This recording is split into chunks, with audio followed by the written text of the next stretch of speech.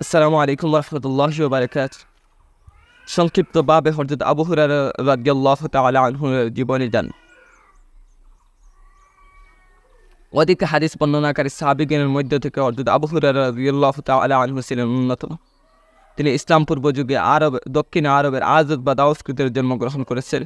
ইসলাম পূর্ব যুগে তার প্রসিদ্ধ নাম ছিল আব্দুস শামস আব্দুল উজ্জা। ইসলাম গ্রহণের পর তার নাম রাখা হয় আব্দুল্লাহ বা আব্দুর রহমান বা উমাইর। হযরত আবু হুরায়রা রাদিয়াল্লাহু তাআলা আনহু ইসলাম ইতিহাসে আবু হুরায়রা নামে সুপরিচিত ছিলেন। হযরত আবু হুরায়রা রাদিয়াল্লাহু তাআলা আনহুর পিতার নাম আমির বা সখর।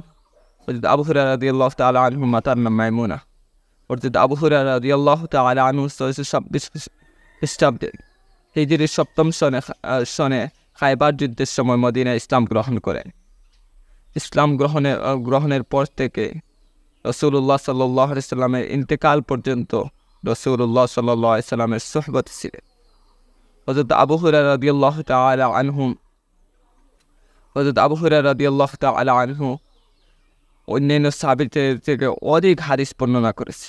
হযরত আবু হুরায়রা রাদিয়াল্লাহু তাআলা আনহু 5374টি হাদিস বর্ণনা করেছে।